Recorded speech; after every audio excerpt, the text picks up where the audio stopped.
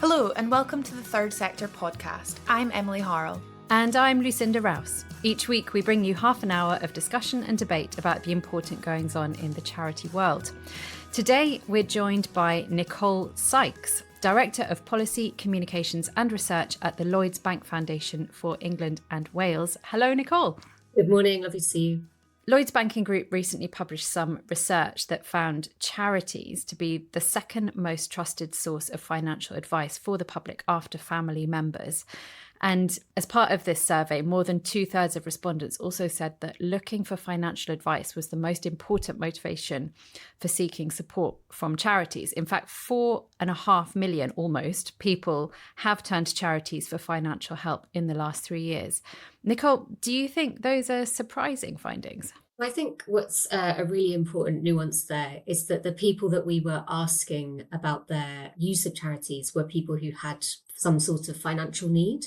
So they were on low incomes. We had lots of, single parents, lots of people with disabilities, lots of people who were using benefits to get by as part of that group. And the really important distinction, the fact that they were reaching out to charities, those were the first organisations after seeking out their families, I think is a reminder, particularly for, say, corporates and the bank that we work with most closely, saying, actually, this is why we go out and support charities and community groups. We go where the people are going.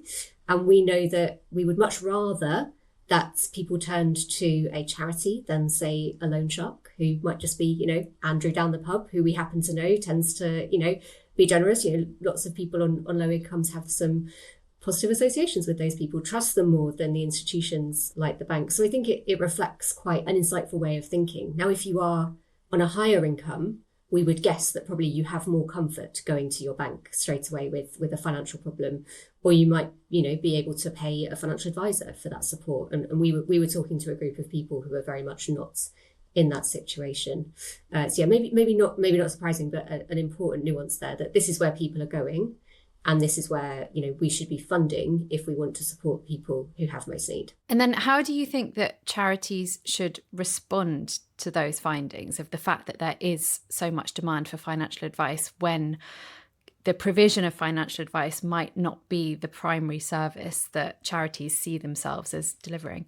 I think it's one of those things. Yeah, we interviewed a huge variety of different kinds of charity, because what we were hearing from people was actually they might turn up to an organisation for help with a housing problem, or they might be turning up because they have a mental health need and actually ended up getting some sort of financial advice as well.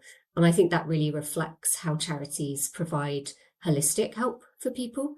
They start with the person and what they need. And if they don't have the skills or the expertise, maybe that charity grows it. Or maybe they have a trusted relationship with another organisation that works with that community or works in that place and refers on. And we see tons of those kinds of informal collaborations with the charities we support as well. So, yeah, I think it's an important part about how charities play a role in the ecosystem of support. But building those networks and those connections into that ecosystem, we know can be quite challenging. You are kind of faced by the day-to-day, and it can sometimes feel easier to say, we'll set something up, we'll just build something, or we'll look for the way. And it can take longer to develop those trusted partnerships where you know that the person that you care about is being referred on to an organisation that will treat them with just as much care as you were providing. So how those charities kind of take the time to be able to collaborate, we know that the vast majority of them do, but we often hear from organisations there's never enough time to collaborate. And I guess that's one of the reasons why it's so important that funders like ourselves provide core funding that allows charities to look beyond the programmes and projects that they're delivering and how they work with others to be providing that whole person support, whether themselves or as part of a team of other organisations. And what kind of links or pathways do you think are still needed to enable that collaboration at a local level? And where the timing is an issue, how can charities be able to build that into their day-to-day work and make sure that collaboration is really central? Well, we know that one of the things that has made collaboration more difficult over the past decade has been that decline in local civil society infrastructure. And I think the research from 360 Giving shows something like a 20% decline in those local civil society infrastructure organisations that play that connecting role. Now, in some parts of the country, you do see local authorities trying to step into that space, but even local authorities might not have a reach into all organisations. They might just be in touch with the ones that they're commissioning, or where they've got a particularly active counsellor, and there's not, hived away resource to support that. And I think we saw DCMS working with Pro Bono Economics and with Sheffield Hallam and Ipsos releasing some really interesting research in this last week about local civil society infrastructure, what makes it special. And hopefully, certainly my hope would be that the government has commissioned that research because it wants to do something about it, because it sees that it's an important part of our ecosystem that we're missing and that's been in decline.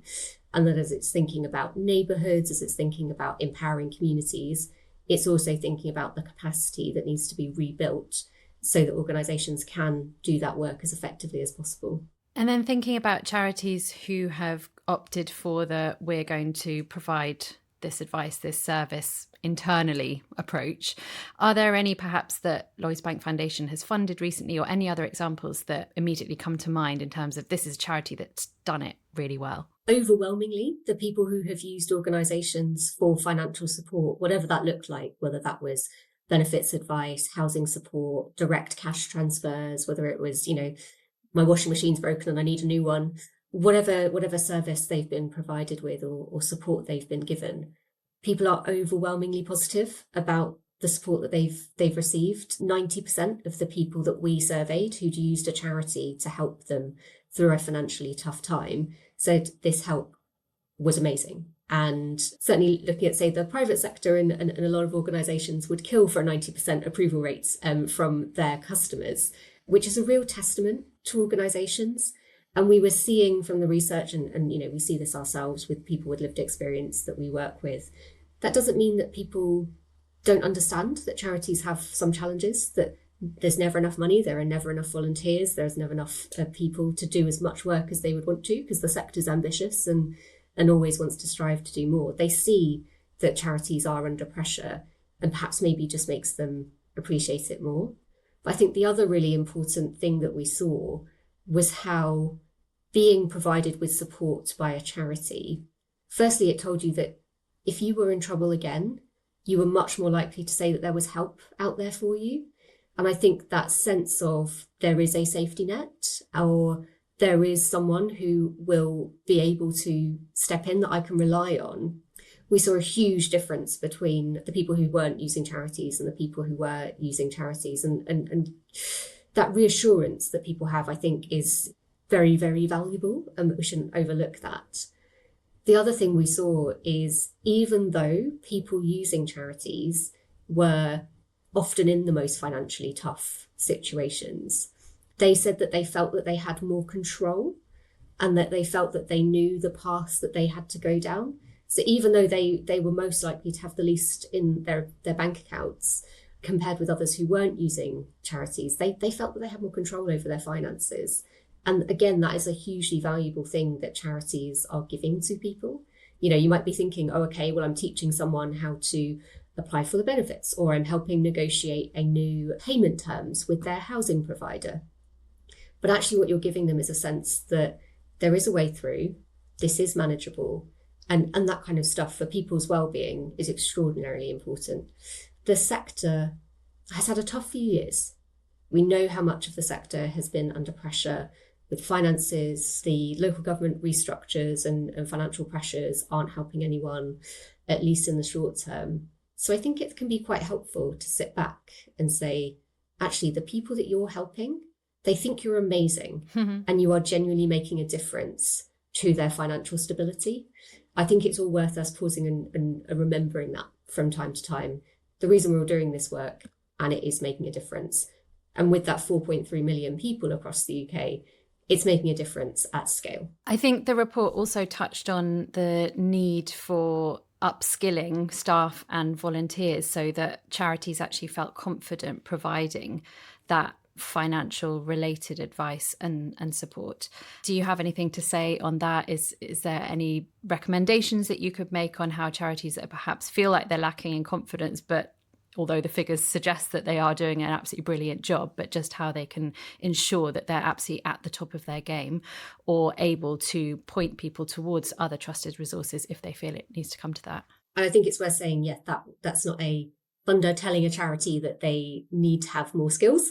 It was charities very much putting up their hands and saying the things that they would find most useful, of course, include more money, of course, include more volunteers, but also what are the skills and training that exists out there that they can benefit from? Because we have seen over the last decade a real drop off in the number of hours that charity staff are spending on training, as well as a drop off on how much they're actually spending on it themselves. And there are resources out there. When it comes to financial support, we know a big part of it is helping people to navigate the systems that are increasingly online, whether that's at your bank or whether that's through the benefit system or elsewhere. And so it is worth flagging the Lloyds Bank Academy. It's a free offering. It's a free website that offers on-demand learning and indeed face-to-face training in local branches and community spaces, basically to help anyone across the UK get started online with digital skills, help them manage their money, and help them build a digital workplace. And that's available to charities, whether they're funded by the Lloyds Bank Foundation or a customer of Lloyds Bank or are not. So there are things out there that can help. And indeed, if you are funded by a grant-making organisation, we may very well know other organisations in your region or working with your particular community who might have been through that journey before, or indeed, have similar to us sort of a Funder Plus model where we can support you with additional training and things that you might need. And often what I hear from funders and indeed our relationship managers on the ground is like, please ask. We would love you to ask. You will never be sort of penalised for asking. We have resources, even if they're just connections, that we would love to be able to give you, because that is part of our support to you as well as the money that we give away. And there can sometimes be a lot of reluctance around likes of AI, because it can be seen as this really big, scary thing. Some people working in charities might not consider that they've got time to skill themselves up on it. Is there anything that Lloyds is doing to engage with people working in charities who don't feel they have the time to engage with AI, or feel, in all honesty, a little bit scared to do so and don't know where to start? Yeah, absolutely. And I think that sentiment that you've described there is something that we hear a lot. Even the charities who feel like they've got amazing digital volunteers or amazing digital skills internally and have felt pretty on top of it, have suddenly seen this shift where actually AI is coming into play, and that's changing how their information is getting out there. And it's providing, a big unknown sort of cloud, I think. But also social media has shifted quite a lot. So if you were very reliant on Facebook for your fundraising, that has undergone major shifts over the last 5 years. If X/Twitter was a big part of your realm, you may not be comfortable on there anymore, or you might have seen your engagement absolutely tank. So I think there's digital shifts happening perhaps more quickly, and perhaps in ways that not a lot of organisations feel ready for. The great thing is, though, that we are seeing amazing examples of where digital tools are being used, and often from the start being designed so that they can be used by other organisations. So MAPS is a great example of that. The Money and Pension Service have some really interesting digital tools that anyone can kind of pull into their own systems. We've definitely heard of organisations, working with street sex workers who have tons and tons of casework to do, tons of notes from their interactions, and are now using AI to write up those notes, to summarise them, to put them into their CRM, and suddenly game-changing amounts of time being saved. We know that there are benefits calculators out there that are open source that you can pop onto your website with relative ease. We know AI is being used by some really interesting organisations to just train up their advisors on their hotlines, rather than having days and days and days of having to carve out time with trainers and in person. You can shift that online, and actually AI can help answer some questions in a way that perhaps before you'd have spent days writing an FAQ. Actually, that's exactly what AI can do. So I think the more that we hear from charities that are using this and have actually been surprised sometimes by how easy it is or what's out there that's already built that can be tailored. I think that kind of stuff is really important. But there are also just amazing organisations that can help you navigate that and find out, is what I'm asking for a massive ask, or actually is there a exciting company somewhere with some pro bono volunteers that, to them, what seems to me like it might take a year and a whole bunch of training courses is going to take them an afternoon with 2 blokes. That's the kind of unknown that we don't know until we ask an expert. And so those connecting organisations like CAST, like the Scottish Tech Army, I think are doing, amazing work to democratise some of those tools and actually to remove the barriers and to remove the fear. And once you hear about an organisation using it, if they're an organisation that looks a bit like you or feels a bit like you, operates in a similar way, I think that can knock down the barriers quite quickly.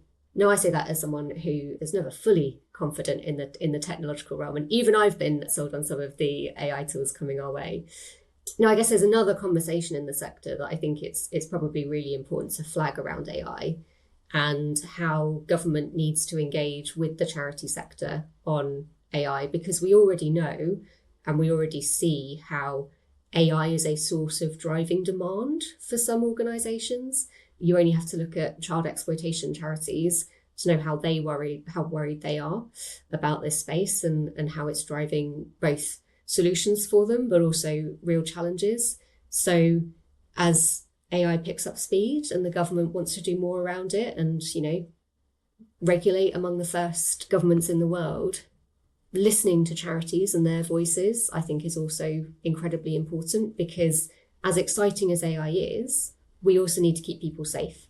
It can be a threat in those spaces. So at one end, how do we help charities take the most of opportunities, but also how do we make sure that it's done in a safe way? Because I think that's often a big part of the barrier as well. Absolutely. And I think an important element in that, and thinking about safety in particular, is how charities make sure that the right information is getting to people who they want to be reaching, and how they can also be cultivating trust when people are perhaps approaching them for the first time or for looking for information online.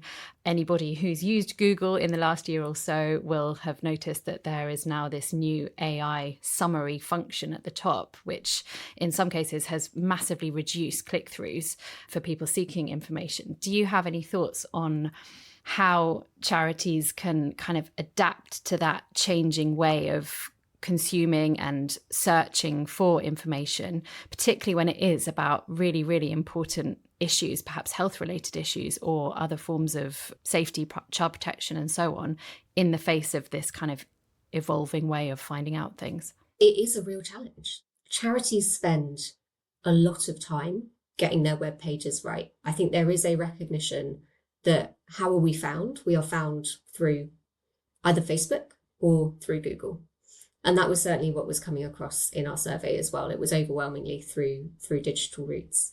And now all of that carefully crafted context, particularly for some of the organisations dealing with the most challenging, sensitive work, that context is being lost because you're now just a bullet point on a page. And like you say about click-through, if you are looking up heart disease, you would normally have pretty quickly got through to the British Heart Foundation, and you'd have had an opportunity to look at their communities and, their big online communities. You'd have had an opportunity to sign up to their newsletter or to donate or to volunteer. And you're not getting that now. You're just getting that short summary.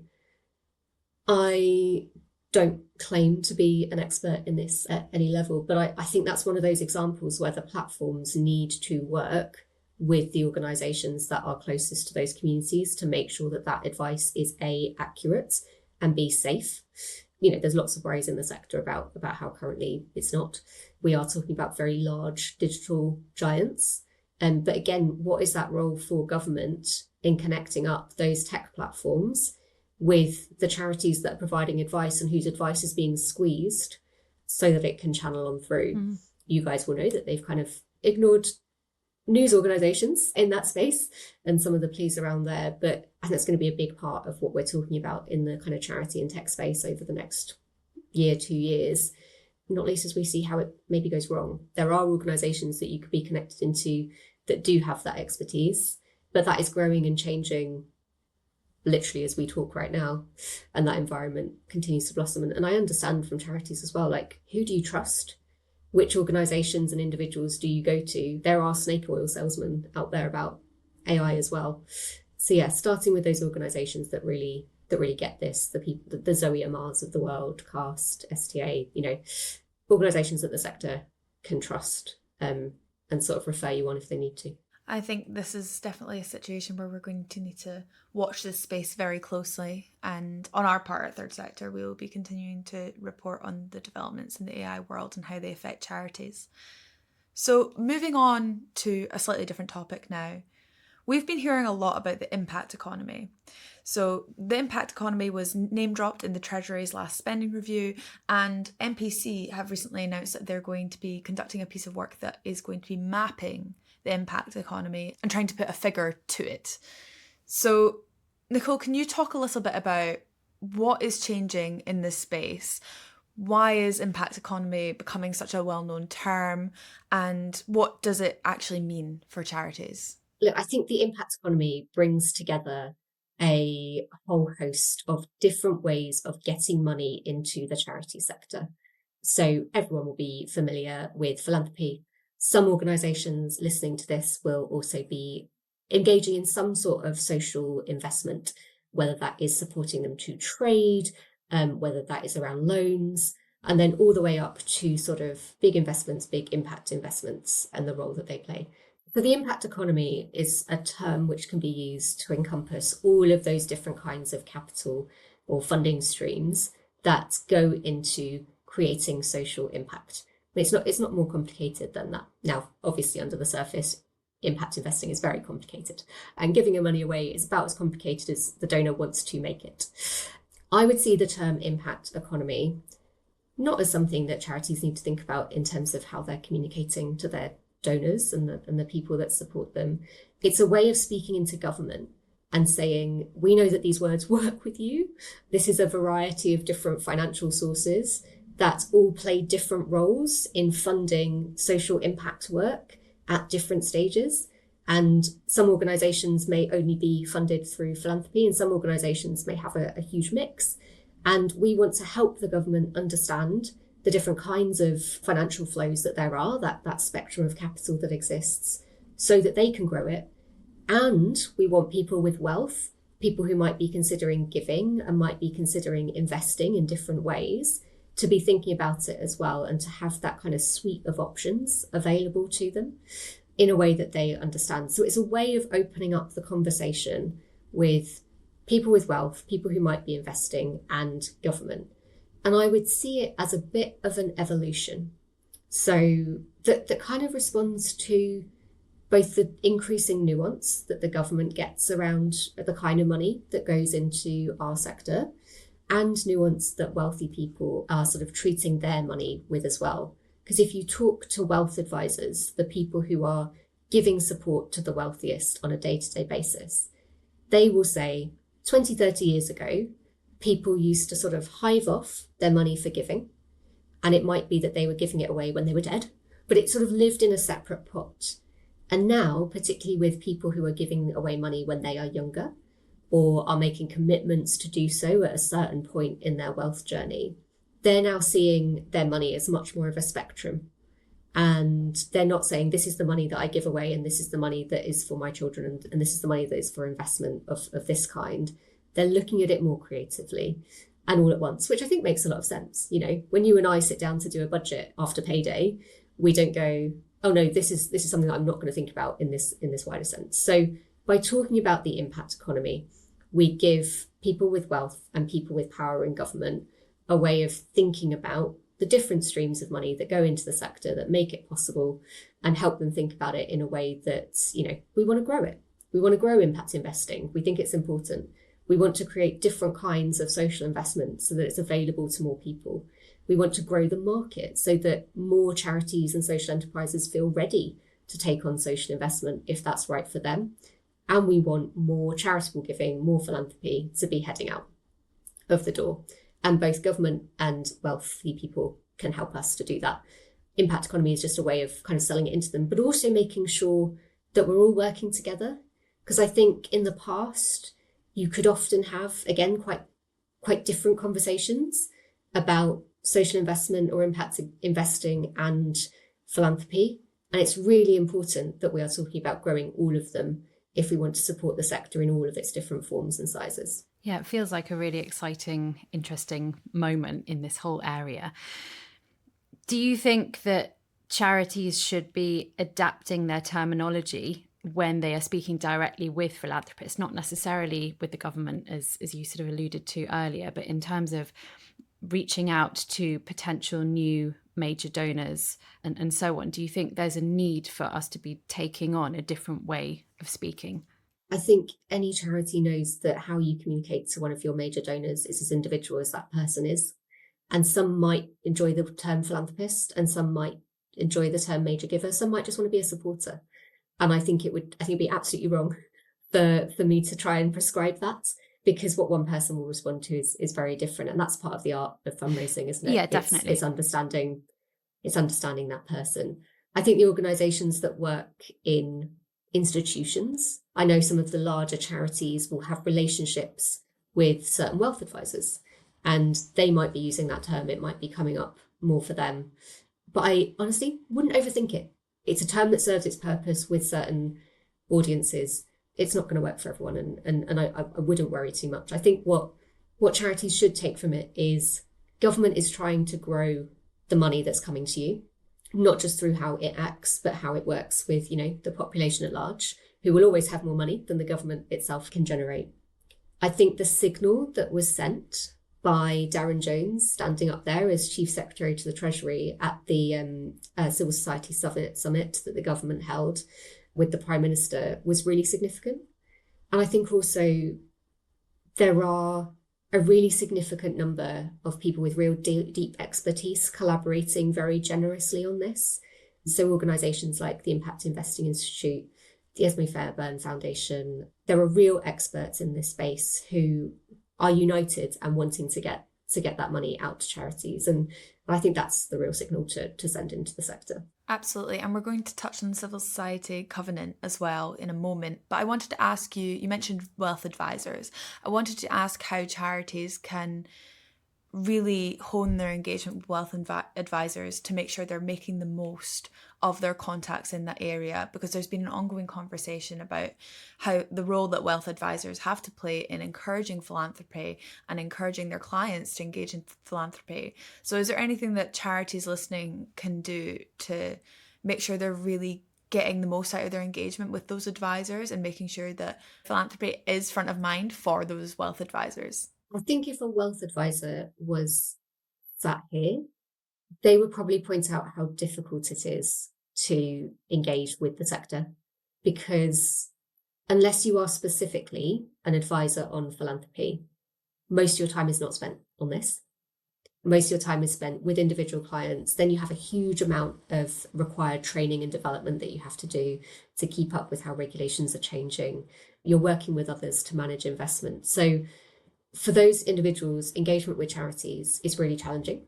And so the first thing I would think about if I was a charity would say, if you're ignored by your outreach, if it doesn't make it through, it's nothing to do with you. It's that this is a very, very busy person that's going to struggle. And so I guess the second piece of advice would come from that. It's if you want to make yourself available to those individuals, and it's a huge market of individuals, making sure that your pitch is as honed and refined and brief and snappy and engaging as possible. But I would also be looking much more at the intermediaries with those organisations. The community foundations should have relationships with the wealth advisors in their areas who are interested in philanthropy. So if you're engaging with your community foundation, you're more likely to be able to reach like a wider array of wealth advisors. Because what happens when a wealthy client comes to a wealth advisor and says, I want to give my money away to some education charities in Norfolk, the wealth advisor is going to go, okay, I need to know who talks to charities in Norfolk. Who's my infrastructure organisation? Who's my community foundation? Who's some guy that I know that knows about children's charities? That's how they're going to get there. So engage with the infrastructure organisations that kind of do that job for you, and also just make sure that not only is your pitch defined yourself, but it's also there on your website very clearly as a route in. And we should all be checking annually. Just give a quid to the charity that we are running and realise whether that process online is working well or not, because you'll be surprised how often there's a lot of clinks along the way to making that trickier than it should be. So hone your pitch, work with infrastructure organisations, make sure your website's up and running. As a final question to you, given that the Civil Society Covenant was unveiled about 2 weeks ago at the time of this episode going out, it would feel remiss not to ask you about it, not least because Lloyds Bank Foundation has played a pretty key role in that process. How do you see the Covenant as a way of getting government and civil society to work together better? How optimistic do you feel? Very optimistic. The turnout at the event shows just how significantly the government is taking not just the Covenant, but all of the different ways that they're engaging with the sector to try and, serve communities better. Certainly, people who've been in the sector a lot longer than I have were saying we have never had this much of a turnout from ministers engaging with the relationship with the sector. The Prime Minister, 4 cabinet ministers, including the Treasury, very importantly, because they don't always engage with this kind of stuff. The Secretaries of State for Health, mayors, all the rest. So if you want a sign of how seriously government takes it, I would start there. The second thing I would say is the sector organisations, Akivo and NCVO, have worked really hard on the text, but then it's on all of us to be using the Covenant in our conversations with government, if we are having them, to say, actually, you've signed up to work with us in this way, and we've promised this to work with you in this way. So how we then use it as a tool, I think, is in our power. But I was struck actually just the very next week, just literally 3 working days later, I was in a massive workshop with MHCLG, working on their communities policy with 80 civil society organisations. And for me, it was like that was the Covenant in action immediately. And that is one of dozens and dozens of workshops going on with the sector, trying to understand how to make government policy actually work for people. And that's ultimately what engaging with civil society is about. I would be pretty positive. I think they signalled their intent. It's now in our hands to use it and say this is what we've all signed up for. Yeah, I mean, it's happening. It's happening all across Whitehall, is this engagement with the sector. Now, not every piece of the sector, and that there will always be some challenges around there as to who gets in the room and who doesn't, and who has the capacity to engage and who doesn't, and who just can't afford the time because it's busy and there's travel and there's accessibility. So I think all of that stuff, but I hear that played back to me by people in government as well, who are trying to understand how to overcome those issues. So I think that is important as well. Nicole, it's been a real pleasure to have you on the podcast. Thank you so much for joining us. It's been a delight. Thanks so much.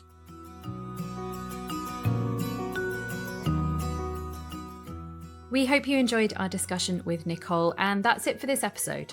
Next week, we'll be joined by 2 guests to talk about how charities can avoid founders syndrome, and also a perspective on why founders are often scapegoated when things go wrong. From all of us at Third Sector, thank you so much for listening. Our producer is Nav Pal.